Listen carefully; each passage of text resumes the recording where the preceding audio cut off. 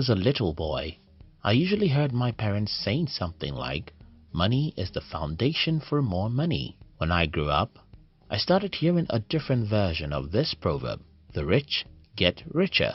"It takes money to make money," and so on.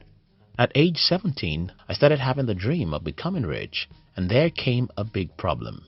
If I believed what my parents have been telling me since I was a child, that money is the foundation for more money, then I'll have to accept my fate and endure poverty for the rest of my life. Because everyone around me is poor. So if my parents, uncles and aunties are poor, and money is the foundation for more money, then since I was born by poor parents, I have to remain poor. That destiny seemed darker than what I wanted to accept, so I became curious. I started reading every book that came my way because I wanted to know what the rich say about money instead of what my poor parents say. My first breakthrough came when I read a book by Clement Stone. I think the title of that book is Success Through a Positive Mental Attitude, or something like that. Reading these books for the first time in my life, I came across the acronyms which OPM, which is other people's money. Wow, now I see a new possibility. Though I was yet to figure out how to get or use other people's money, the mere fact that there's something like that makes me break away from my parents' and societal poor mindsets about money. I was excited. If truly there's something to be called other people's money, I'm going to learn everything I can to know how to get and use it. I continued reading. Then I read Think and Grow Rich, and that furthered my understanding about other people's money and getting rich. My financial breakthrough came around the year 2008. I read Creating Wealth by James Allen and You Can Negotiate Anything by Herb Cohen. In Creating Wealth, James Allen told the story of how he claimed on the national television that he could buy a piece of real estate property without any money. The journalist decided to take him up on his claim and set him up. He threw Allen into a city he never knew he was going to be, and without money, he bought a piece of real estate. This story got me crazy and nothing in the world could stop me. I said to myself, if someone could be so smart that he could go into a city without money or connections and buy a piece of real estate, I just have to figure out how to do this.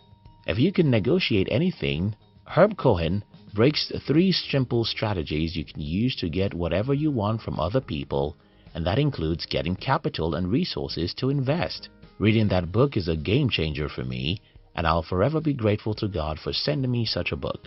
Since the last 11 years and 6 months, I've been able to get money and resources to invest again and again, even from unbelievable sources. And this is how it all started. It all starts from your mind. I know you've been hearing this for a long time, and I'm sorry I have to tell you again, the game is in your mind. Though positive thinking has become a cliche in our society, the truth is, if you think you can do something, you'll look for every possible way to do what you think you can do, and if you think you cannot do anything, you'll look for some excuses. My parents always said that money is the foundation for more money. If I had believed that, then I'll simply tell myself, well, since I don't have that money, I cannot make more money. But I threw away that belief, and that's the first thing I asked you to do. Throw away everything poor people taught you about money. Throw away the mindset that it takes money to make money, because it doesn't have to take your money. I can tell you several of my exploits. I can tell you how I raised capital from strangers even though I had no collateral. I can tell you how I got people to give me their hard-earned money so that I can invest, and I did this year after year till the point where I no longer needed capital. But it all started when I decided to change what I believed about money. So, if you truly want to invest without money, you have to open your mind and change what every poor person you know tells you about money. Everyone needs capital.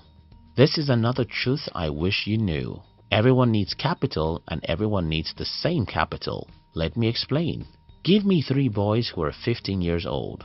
One of them wants to be an accountant, the other wants to be a lawyer, and the third wants to be an entrepreneur. In our society, we are made to believe that the first 2 boys who want to be an accountant and a lawyer need school, while the third boy needs capital. I'm sorry, that's not true. All of these boys need the same thing, and that is knowledge. In other words, the real capital anyone needs is knowledge. And I have a story to prove it. In the year 2009, I traveled to a town in my country with the hope of starting my manufacturing business there. Except that I had no money. I called a friend and he sent me some money, not even up to 10% of what I needed. But I started my journey anyway. I knew what I wanted, and that was a manufacturing space, a residential space for me to live, and the trust of the supplier of the raw materials needed. Having read Creating Wealth, You Can Negotiate Anything, and other books, I believed I could get those things I needed even though I had no money. Well, I did everything I needed. Yes, I was rejected a few times, but when you believe something is possible, you're not only going to try again after rejections, you're going to be attractive to people because your confidence will convince them that you're worthy of their support. Again, the real capital everyone needs is knowledge. The same knowledge which makes a lawyer employable is the knowledge that makes you get the resources you need to invest. So if you hate books, you probably won't even know how to get the capital you need to invest. You can't possibly want to invest in other things until you've learned how to invest in the most lucrative business of your life, which is your mind.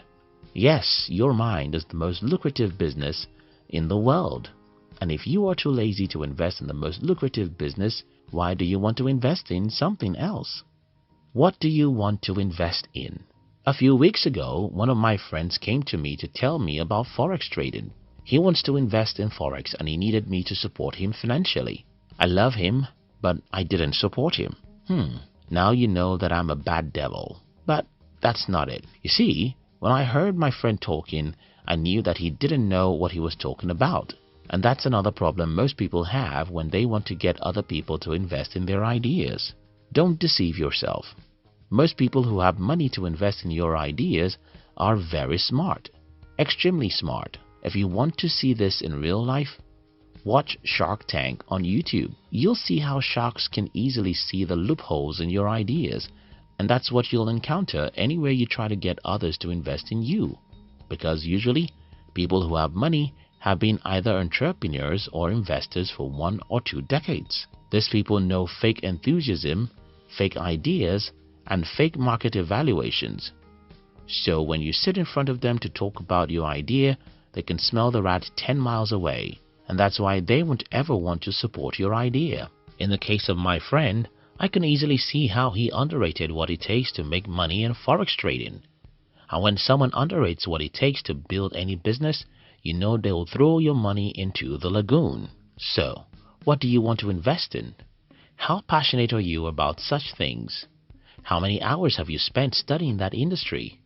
How many people, experts, have you met to ask questions? How crazy are you about that industry? Don't think you can fake the enthusiasm or the understanding of the market value or anything, because anyone qualified to invest with you is probably going to be smarter than you. Just imagine a 15-year-old trying to deceive a 25-year-old. Oftentimes, it's pretty obvious. So far, I have told you my stories.